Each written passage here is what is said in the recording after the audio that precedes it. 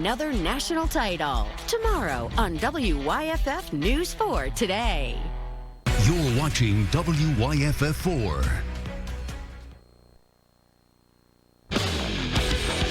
A WYFF News 4 sports special, Road to the Title. Focused. You know, they've been focused. That's been my word. The College Football Playoff National Championship Showdown. It's going to be a hard-fought game. The Clemson Tigers battle the LSU Tigers. Our goal is to be the best we can be every single year. Now, Road to the Title. Well, it could have never happened any other way, could it? Down on the bayou in the Crescent City, Clemson cresting towards what they can only hope is their third national championship in 4 years. Good evening from New Orleans and the Superdome. I'm Mark Whiteman alongside Julia Morris. Thank you for joining us for our Road to the Title special.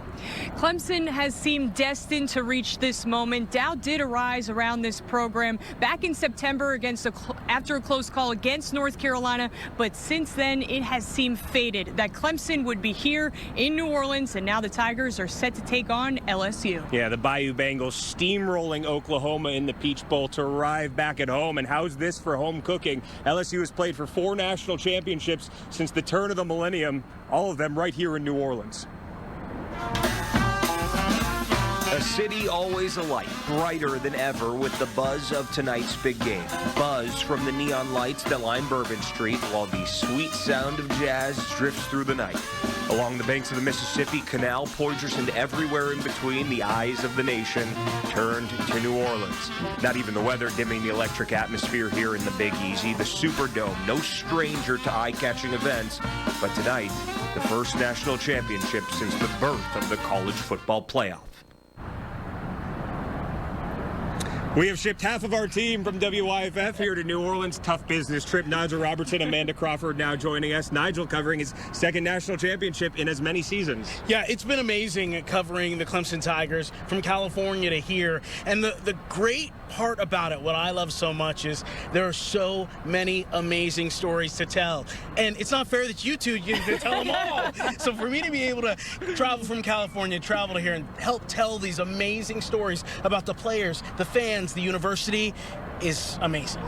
And that enthusiasm is what it's all about, right? We are so lucky to be here in this moment. And Amanda, I know you feel so fortunate to be covering your first national championship game, and you found out about a really cool Clemson tradition leading up to this game. Yeah, I said this earlier, but I guarantee you every single one of those Clemson fans packing into the Superdome right now has a $2 bill in their wallet with the 2 orange tiger paw stamps on them.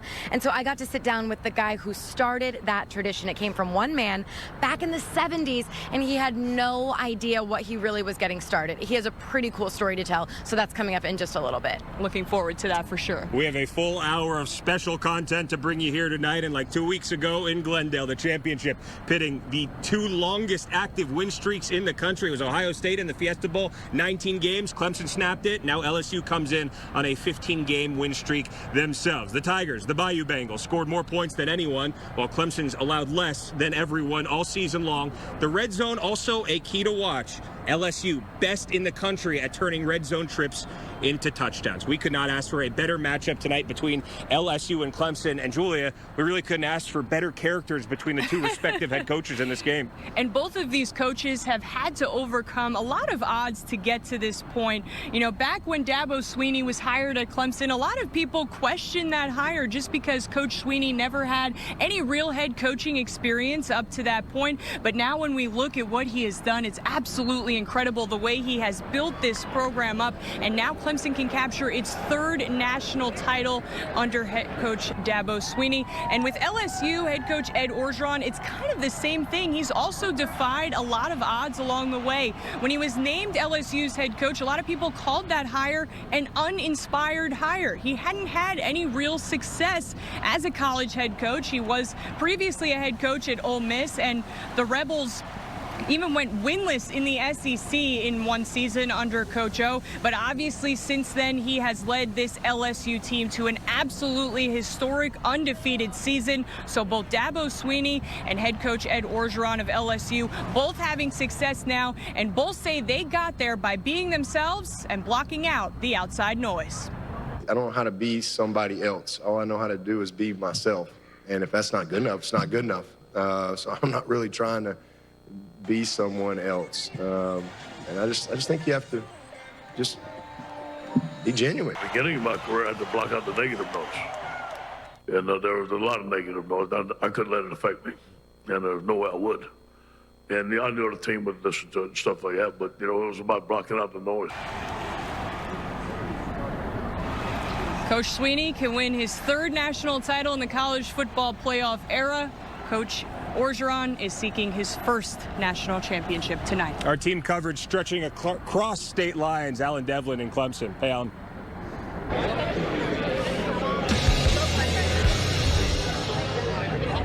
Yeah, guys, it is 1 hour until the Tigers go head-to-head for the national championship game. And as you can see, College Avenue is coming alive. There are fans, there are students, there are alumni right here behind me watching those TV screens. They've got pregame shows up now, getting ready to go into that national championship game that kicks off right about 8 o'clock. College Avenue is closed right now to car traffic, so everyone down here is enjoying being able to walk around without having to worry about those cars. You are allowed to consume alcohol between 7 and midnight tonight.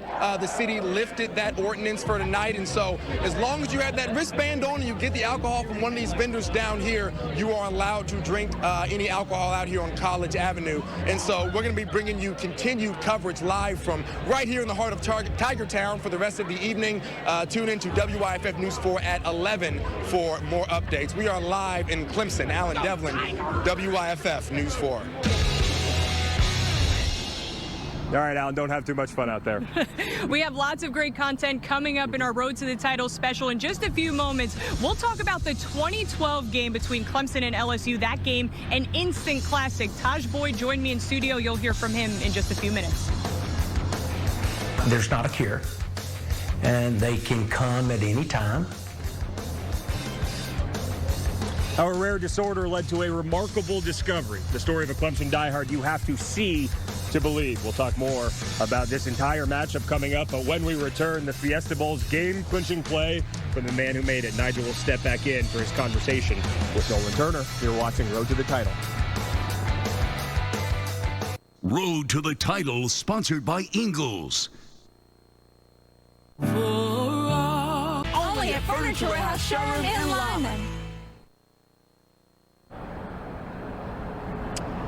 Nolan Turner sealing the deal in the Fiesta Bowl to get Clemson back into the national championship. His heroics in that game, the perfect definition of Clemson's gritty win. Nolan Turner, the embodiment of perseverance. And as you can see, Nigel back with us. You caught up with Nolan at Media Day, and I know you guys have a prior relationship there. Yeah, I know that as soon as Media Day was happening, that was the story that I wanted to tell. I was able to find him at Media Day and talk about that catch in the Fiesta Bowl that still has Clemson fans smiling today. Downfield, fires to the end zone.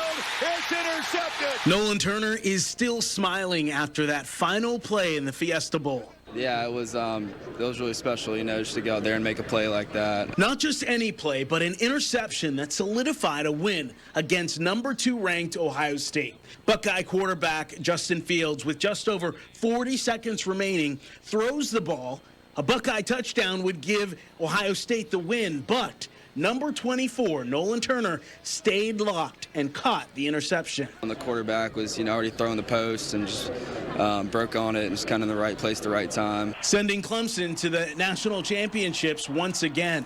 I asked him what his fellow Tigers said to him right after. They were super excited, just obviously we won the game, and they were pumped up. Yeah, he was fired up, and it was a really cool moment. A cool moment because Nolan Turner is like a son to Dabo. Nolan's father, Kevin Turner, played football with Dabo Sweeney at Alabama, and the two were best of friends. Kevin Turner passed away from ALS, or Lou Gehrig's disease, in 2016. That is why Dabo says seeing Nolan shine on the field with plays like this is so special. That was a huge play. So just happy to see him be able to have that moment. And, I know his dad's up in heaven smiling on him, no doubt in my mind. So just really, really cool. Really, really cool. What a play, what a catch, what a story. Nolan Turner's father, as I mentioned, passed away from ALS. My father passed away from that horrible disease. So just being able out in California last year to share stories about our dad together and then still be able to tell stories about the amazing plays he is doing, Nolan Turner is doing on the field.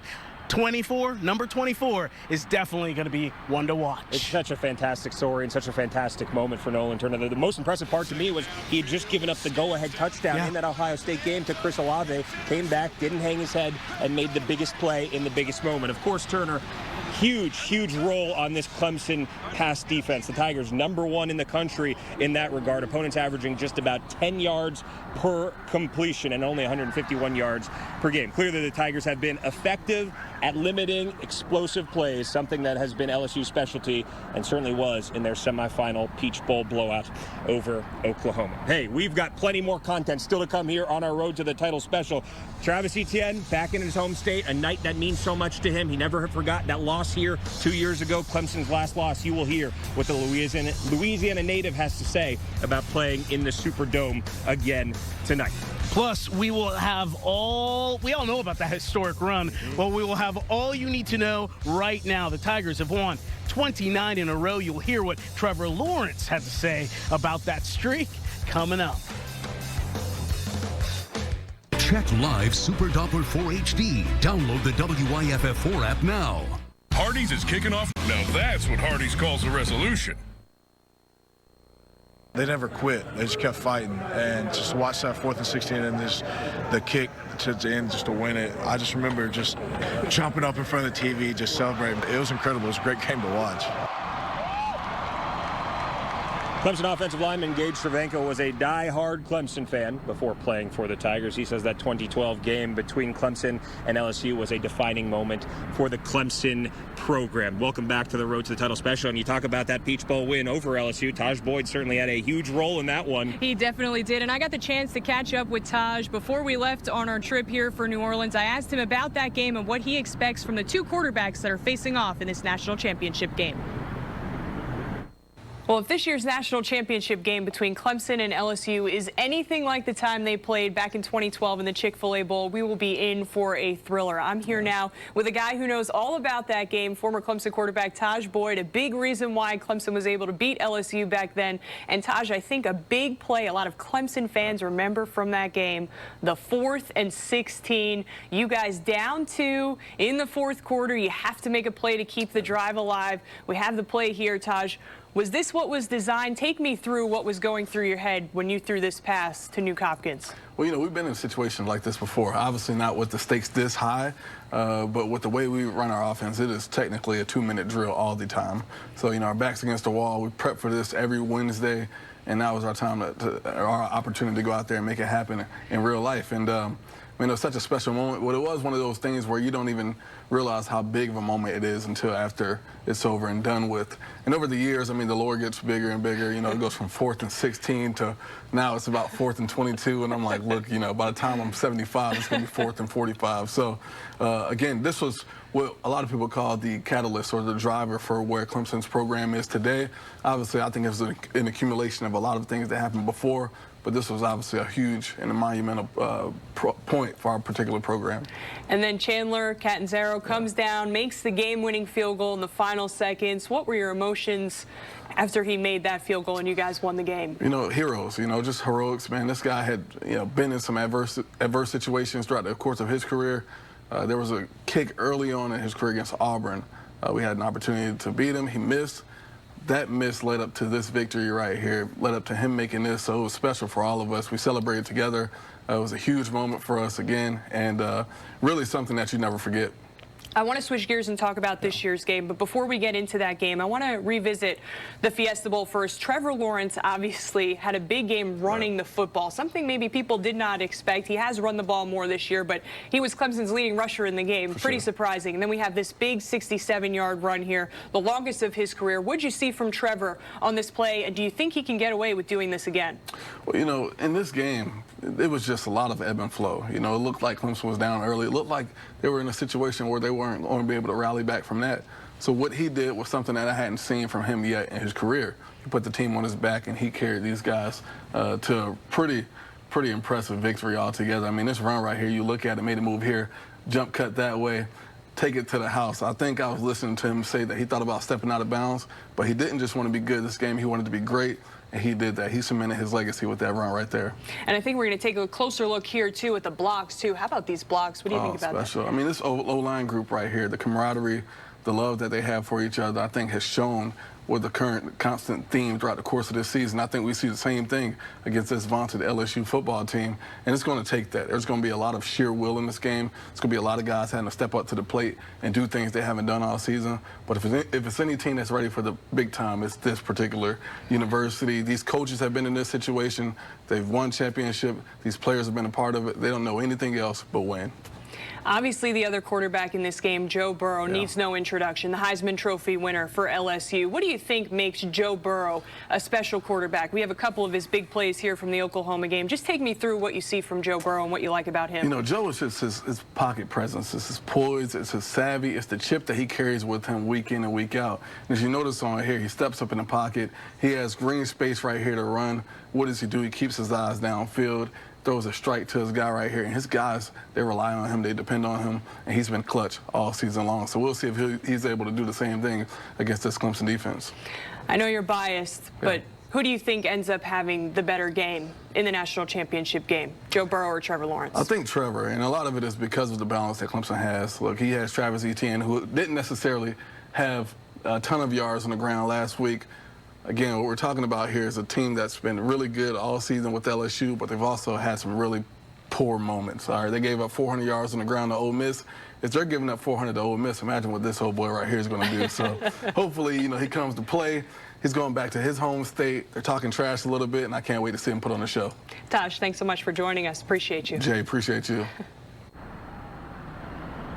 Taj Boyd, certainly a reason that Clemson is in the position it is in right now. Yeah, no question. You talk about the big-time recruits that start to elevate the national exposure to Clemson. Taj Boyd was one of the first in that regard. And since then, Dabo Swinney has really built Clemson into a powerhouse. The Tigers can now win back-to-back national titles. They can also win their 30th straight game. And it's crazy to think about the fact that guys like Taj Boyd had to go through ups and downs when now Clemson players like Trevor Lawrence have not lost a game in their Clemson careers. Lawrence said he hated losing in high school, so his plan when he came to Clemson was to make sure it didn't happen.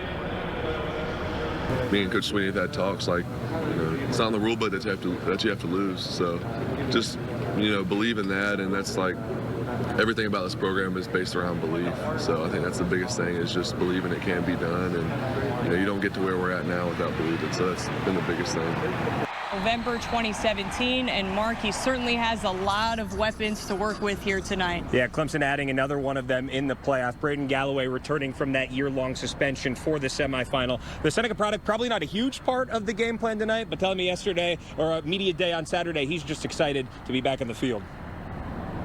Braden, I got to ask, how were the nerves last week? Pretty much pre-game, I was a little nervous. Once I got out there and started playing, nerves pretty much went away after the first play. I've been excited, been looking forward to that moment for a long time now. So it was just felt good to be able to just get out there and play again. How much did it hurt you to not be able to play in the playoff last year? It hurt me a lot.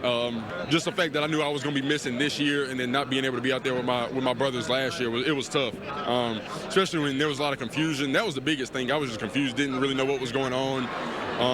But I'm just happy to be able to play this year. So.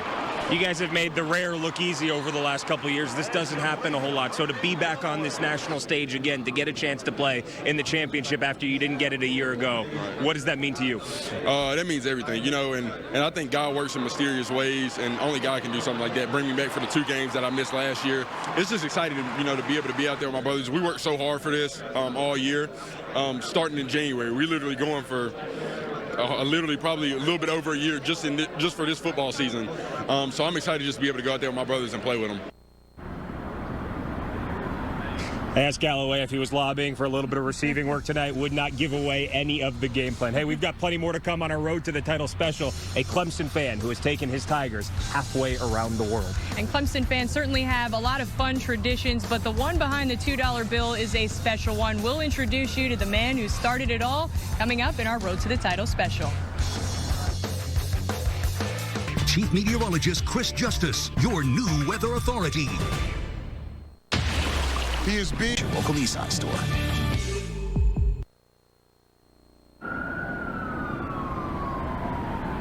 Welcome back to our Road to the Title special. Mark, I know you have been working extremely hard on this story. You met an extremely inspirational fan by chance at the airport, too, in Atlanta when we were headed out to the Fiesta Bowl. Yeah, really remarkable. Everyone has a story, but Chris Henson's is better than most. He'll be pulling hard for his Tigers tonight, as well as extended family halfway around the world. This was my grandfather's, Lamar Henson, in 1923. And actually, you probably can't make it out, but it was Clemson A&M College. In the hand, lineage and legacy. In the heart of Georgia, burning orange. We got tough. That made us tough to live out in all this bulldog country. And You had to stand out. There were two other families here locally that were Clemson fans. So when we won 1981, we had a 3-car parade. Rooted in the small town of Thomaston, the Henson family roots owe everything to Clemson. well, I was a sophomore at Clemson, and I was playing football, and I hurt my leg, and had to go to Greenville for an operation and whatnot. Jean was my nurse. One of the students who was on the floor I was working on said, well, Gene, we have a Clemson football player on our floor. And I said, well, I hope I don't get him for a patient. Less than a decade later, Chris was born, the youngest of three, devout in his faith and devout in his Tigers. When he comes over now, he's got them trained that if they have on orange, he'll give them a $1 bill. So a lot of times my daughter will run back to her room and put on orange when Chris pulls up in the driveway just to get that $1. The Clemson grad never thought he'd be living here again, back in the driveway, back in Thomaston. But circumstances change. I had just finished in December at the College of Charleston my master's in special ed. I just noticed a lot of problems with my legs, very sharp shooting, burning pain. In 2002, an MRI revealed the diagnosis. He said, Chris, you have a real rare condition called schwannomatosis. And basically it's multiple tumors on the peripheral nerves. Well, of course, it's devastating, and you're wanting to, just wishing you could take it for him. You never know when the pain's going to be there. So there are days that, you know, I can go and work out and feel great, and then there are other days that it's a struggle sometimes to get out of bed. But joy always comes in the morning.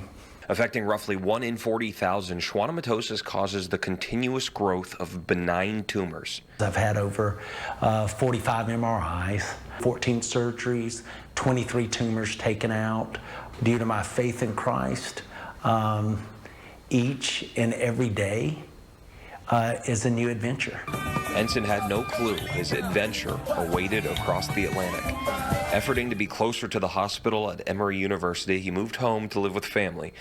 Soon he'd have another one. I knew that he would fall in love with the kids. He's always had a passion for younger people and teaching, and I knew that he would get involved and help.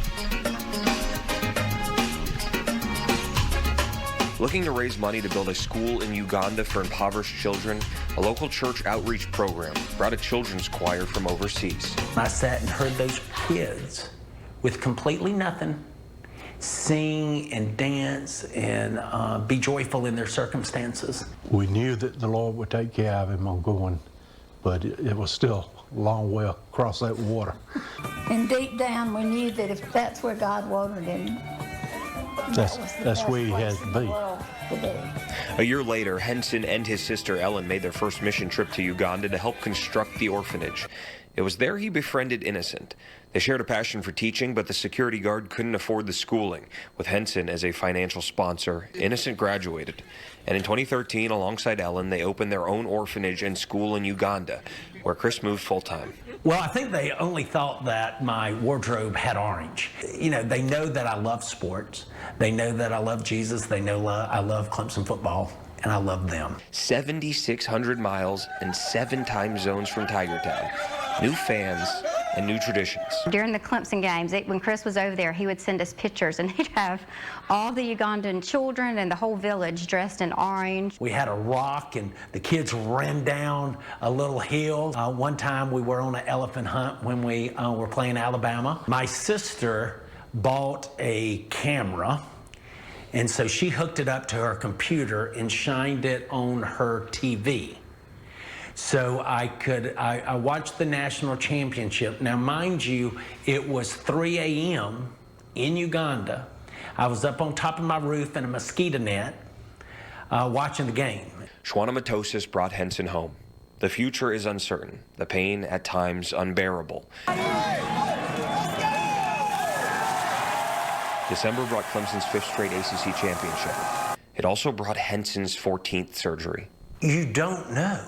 You don't know. It's not. There's not a cure, and they can come at any time, and they can come in anywhere. What is your biggest fear?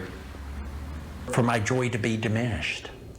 You know, to focus on myself and my problems rather than focus on others. He's never lost that focus.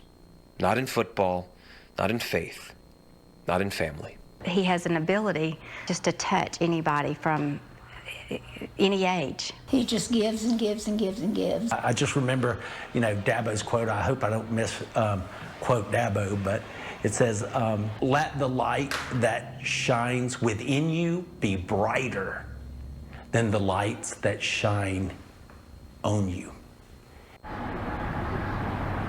Such a remarkable human. So enjoyed my time in Thomaston with him and his family. Not in an actual elephant hunt, by the way. That's an important distinction, just a photo of one.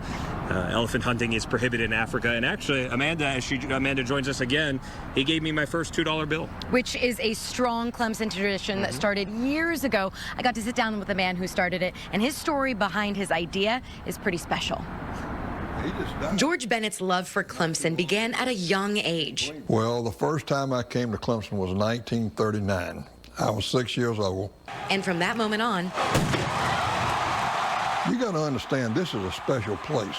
he was arguably their biggest fan. Now, we had been playing Georgia Tech in football since 1903, and most of those games were always in Atlanta. Out of the blue, they just decided they weren't going to play us anymore. That did not go over well with Clemson fans.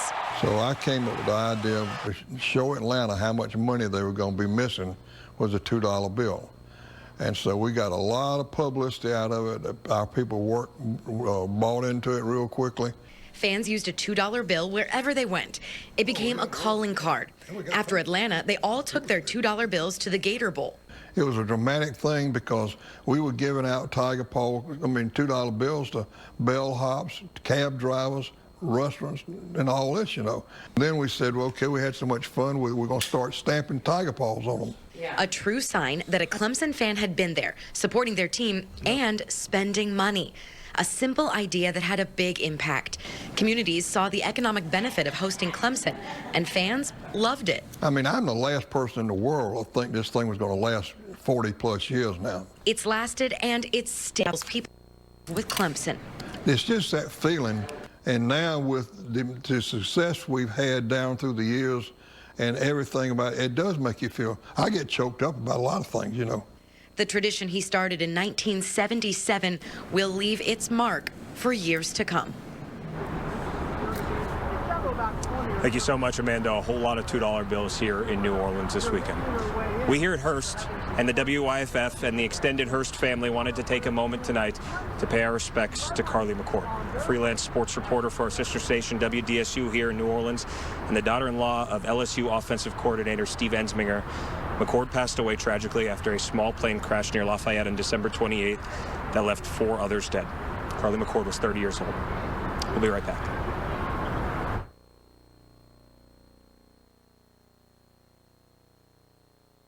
Road to the Title, sponsored by Ingles. This sandwich meal and Caribbean jerk boneless wings. 2 more reasons you're going to get a kick out of Zaxby's. What he's done speaks for itself, and anyone that's watched him knows he's a special player and just a great player. So I think people get a little too caught up in just me versus him. You know, it's us versus them as far as a team. So it's going to be, you know, the best team's going to win the game.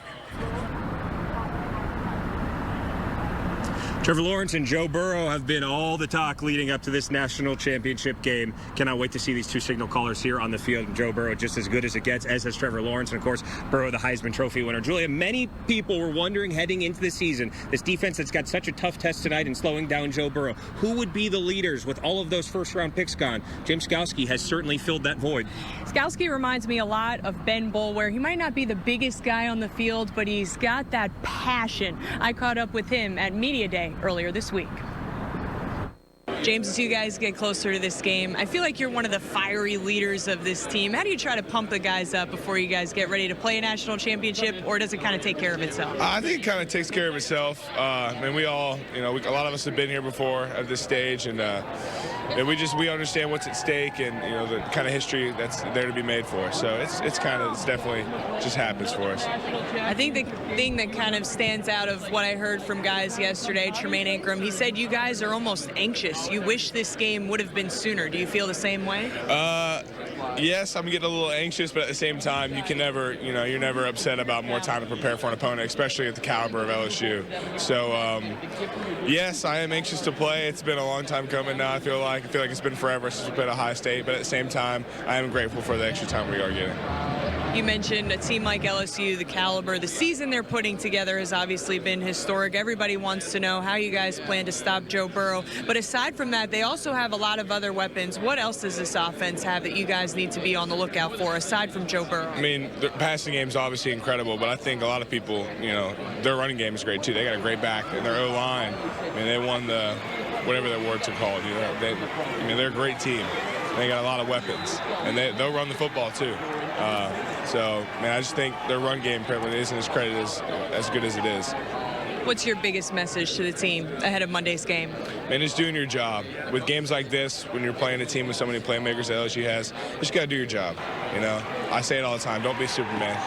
Just do your job, stick with the game plan, trust your brother beside you, and everything will work out the way it's supposed to. James Skalski, one of the leaders for this Clemson defense. On the other side of the ball, it's Travis Etienne, 7 yards shy of becoming Clemson's all-time leading rusher. He could break that on the first carry of the game. Who knows? The last time he was here 2 years ago, Clemson's last loss, Travis Etienne was a freshman. He struggled in that game, 4 carries for 22 yards. It left such a bad taste in his mouth that when he saw a picture this summer of himself walking off the field, he decided he'd use it as a little bit of motivation. It was me just kind of like walking off the field and just destroyed after the game. Not really being there for my teammates, not being able to give it my all. So I definitely don't want to have that feeling again. So, I'm going to leave everything I have out there on the field for my brothers and make the scoreboard take care of itself. The Louisiana native hoping for the best 4 quarters of his career tonight in the Superdome. Hey, we want to try something new tonight. This is our first time breaking out this segment. We call it our 4 things I think we think. Julia, take it away. All right, so 4 things that I think could make a difference in this game. The first one is obvious. That's quarterback play. So much talk around Trevor Lawrence and Joe Burrow in this game, but I think the important thing to note, Trevor Lawrence has been here in this moment before. We heard Taj Boyd talk about that before. I'm interested to see how Joe Burrow does in his national championship debut. I've also talked about this ahead of the Fiesta Bowl. Special teams. B.T. Potter, we know, has struggled at times at field goals from mid-range, so I'm curious to see how he does. He missed one in the Fiesta Bowl. He'll need to be on point tonight for sure. And then 2 other players to watch for. Isaiah Simmons, who's been outstanding on defense for Clemson all season long. He's so good at what he does, disguising what position he's playing on defense in every situation. And then Travis Etienne, we just talked about him, Mark. He needs to have a big game here in his home state. He needs to step up for this Clemson offense to succeed.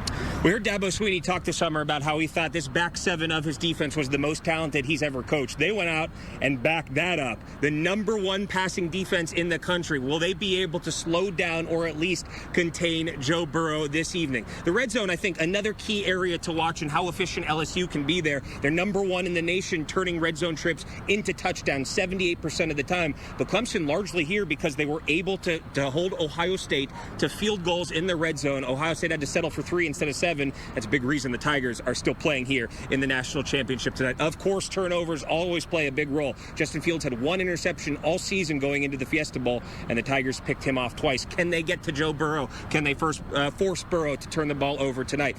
And then you talk about T. Higgins and Justin Ross, the 2 receivers that have been superstars for Clemson all season long. T. Higgins going out early with an injury in the Fiesta Bowl. Justin Ross didn't have a monster game that we anticipated for both of those guys. Catching up with them earlier last week, they both said they're, national championship here tonight. They want to go out and set the tone right for the offseason with one last huge game tonight. Yeah, something tells me T. Higgins and Justin Ross will not have a quiet game again tonight. We've got lots more coming up in our Road to the Title special. We'll go by the numbers and take a look at some of the important stats that stand out around this game. You're watching Road to the Title. If you had a daughter, right? Yeah. Who would you let date? Who would you let your daughter date on this team? We had some fun at Media Day with John Simpson. You will find out the answer to that question and all the other hard-hitting things the Big J, Mr. Simpson, asked his teammates. That's coming up on our Road to the Title special.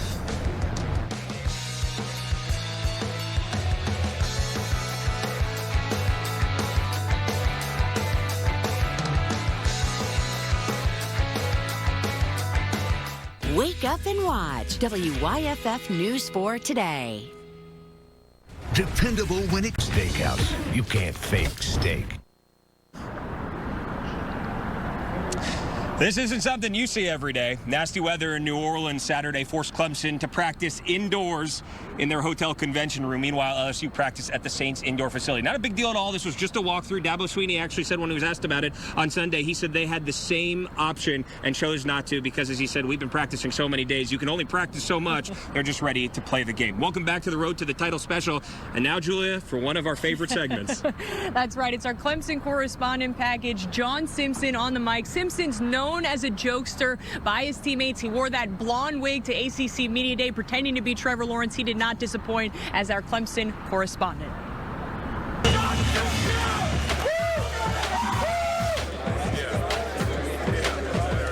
We're going to do some interviews. What's something that you like to do outside of football? I like to use sign language. David Cody, play Mike linebacker. I'm Peter Cody. I play safety. I'm from 6 Mile, South Carolina. 6 Mile, South Carolina. You probably never heard of it. It's very small, no stoplights. I think they have a Dollar General, or is it a Family Dollar? Dollar General, that's it. I can probably understand you. Okay. Let me see you do something. Okay. Are you going to talk to me back? I'll try. Wait, hold on. Whatever. How are you? Good. Who do you think would win in a race? Coach O or Coach Swinney? One person at a time. He's thinking about it. I mean, Coach Swinney's pretty athletic. Yeah. I've seen him play basketball. I think he can run.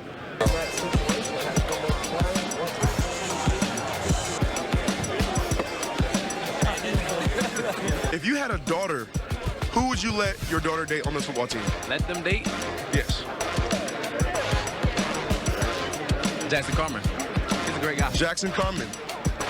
How are you? I'm doing great. Let's interview Trevor. If you had a daughter on this football team, let's interview Trevor. Who would you let your daughter date?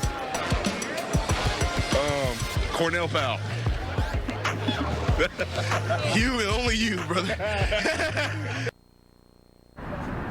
Appreciate John Simpson doing the hard work there for us. That's the best part of our day. We get to kick back and relax for just a couple of minutes. Jared McDarris, our photographer and producer and editor there, having some fun with that one on our Clemson correspondent. Hey, let's go by the numbers now. Another feature on our Road to the Title special as we get you set for the national championship just minutes away. We start with a look back at Clemson's last 2 national championships. And the number 3. The 3 penalties Clemson had in the first win over Alabama were tied for the fewest on the season. And since that that game, Clemson is 12-0 in games where they commit 3 or fewer penalties. That includes the single penalty against Alabama last year. Next up, 2 numbers for you, 420 and 482. Those are the passing totals for Clemson in both championship wins over Alabama. Each time, it was the most passing yards Alabama gave up the entire season. Trevor Lawrence and the Clemson passing attack will need a similar performance against LSU to keep that trend going. The season high for passing yards allowed by LSU this season is 418 in the win against Alabama. Yeah, let's keep it moving with the number 153. That's how many receiving yards Justin Ross had in his breakout national championship game last year. With 38 yards tonight, Ross would move to second in college football playoff national championship games, and he would need more than 160 yards to catch Alabama tight end O.J. Howard on this list. And finally, we'll keep it with Clemson's passing attack with the number 121. Between Deshaun Watson and Trevor Lawrence, Clemson quarterbacks have thrown 121 straight passes in championship games without throwing an interception. That's pretty incredible. Watson and Lawrence, along with Alabama's Jake Coker and Jalen Hurts, are the only starting quarterbacks to go an entire CFP title game without throwing an interception. Hey, we are winding down here, but don't change the channel just yet. Coming up on the other side of the break, meteorologist Cedric Haynes joins us. He will have a quick look at the weather for your travels home this week if you are right here in New Orleans. Plus, you'll hear what Joe Burrow had to say about facing Clemson. And I also sat down with our sister station here in New Orleans, their sports director, Fletcher Mackerel. I asked him about what he expects from this national championship game tonight. Road to the Title, sponsored by Ingles. Selection and price. Come to Jeff Lynch Appliance and TV Center's inventory clearance sale. It's going to be a fun chess match for me because, I know they're going to have something different, some looks that I haven't seen before. Because he's just really good at what he does, and that's why he gets paid so much, and that's why they've won a lot of games, and why they're the #1 defense in the country. He's so good at what he does, showing you one way, blitzing the other. Probably a lot of sleepless nights for Brent Venables over the last couple weeks when you talk about Joe Burrow, one of the all-time great, if not the greatest college football season of all time, on pace to break both the single-season passing touchdowns record as well as the single-season completions record as well. And look, we've talked a lot tonight about the Tigers team that we care about. This is a Clemson special, but let's take a few minutes here to flip and offer the alternate perspective. I caught up with Fletcher Mackerel. He's a sports director here in New Orleans at WDSU, our sister station. He's also from Louisiana, so he's very familiar with LSU. I asked him about what he expects from tonight's game. Fletcher, so much talk around this game has been about Clemson's defense and how they need to stop Joe Burrow. But LSU has some other offensive weapons as well. Who do you think is the biggest player, not Joe Burrow, that Clemson has to worry about? I'm smiling because when you say some offensive weapons, I would probably say lots of offensive weapons. So if there's an X factor besides Joe Burrow, because they have great receivers and they have Moss the tight end, and they have beaten teams in a lot of different ways, I would say Clyde Edwards-Helaire, that he has been such a special player for them this season. And nobody predicted it. LSU recruited some pretty heavyweight running backs, but this kid from Baton Rouge who's 5'8", this diminutive little running back, he really looks a lot like Mark Ingram, who played in New Orleans for the Saints and now plays for the Ravens, and he does everything. He can catch the ball out of the backfield. He can run between the tackles, even though he's a smaller back. He can certainly beat you around the end, and he's good in pass protection. He has fit like a glove in Joe Brady's offense that fits Joe Burrow. It really fits Clyde Edwards-Helaire as well, and he was a special player in 2019 that is probably a little overlooked because of Joe Burrow and Jamar Chase and Jefferson and all the other big names, but he's a really special player in this offense. For this LSU defense, there have been some ups and downs this season. One of the downs, certainly the Ole Miss game. The Rebels rushed for more than 400 yards in that game. But what gives you the confidence that this defense has turned a corner from this game and that Clemson's not going to run all over LSU come Monday? I mean, here's the thing. Clemson's offense is great, and early in the season, that seemed to be the Achilles heel for LSU. They had to win a shootout at the University of Texas, and Sam Ehlinger was pretty special in that game. And then you alluded to Ole Miss. Bama came back in the third quarter against the LSU defense. But the last 2 games of the regular season, LSU's defense seemed to get it together. Against Texas A&M, in a pretty good offense in Texas A&M, they completely shut them down. And then they went into the SEC championship, and they really did a number on Georgia. Not that Georgia's offense was great, but Fromm is a good player, and they have talent, and they really suffocated them. And then Oklahoma's offense was electric in the Big 12, and they had no chance against LSU's defense. LSU for so long was known for their defense, DBU and all these amazing players. Dave Aranda's the highest paid coordinator in the country. They hung their hat on their defense. The offense caught up, and now the defense is on even footing. So they are playing well. That's what gives me confidence is the last few weeks they have played very well on that side of the ball. What's your score prediction?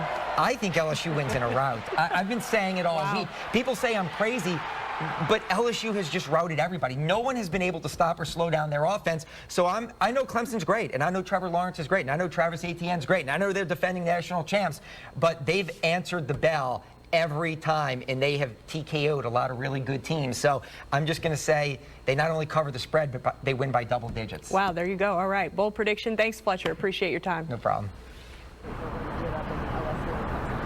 Well, appreciate that there from Fletcher. He's an easy guy to find on social media, Clemson fans, if you want to tell him what you think about that score prediction there. Look, all things considered, we've gotten fairly lucky with the weather this week. We don't have to worry about it tonight, as you can see, in a dome. But if you are traveling home from New Orleans this week, meteorologist Cedric Haynes joins us now in the studio on what you can expect.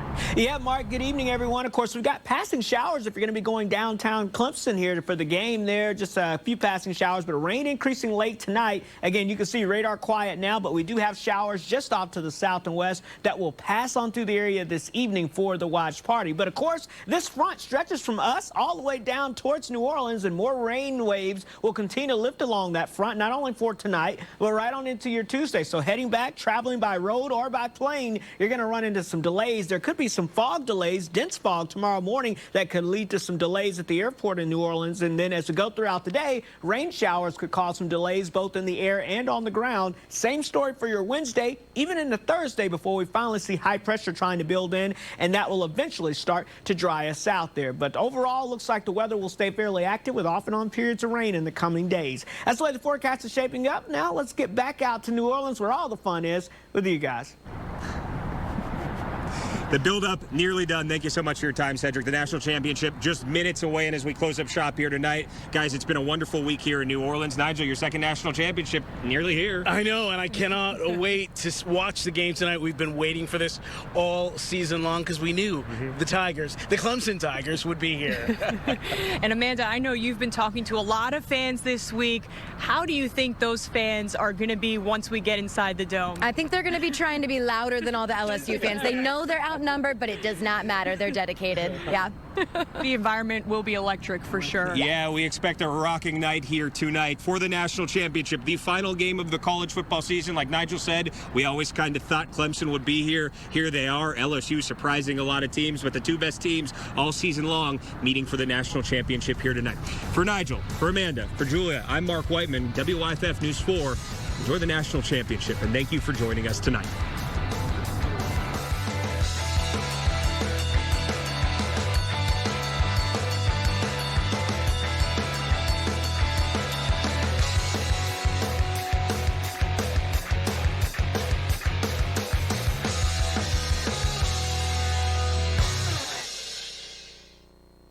Hardee's is kicking off the year with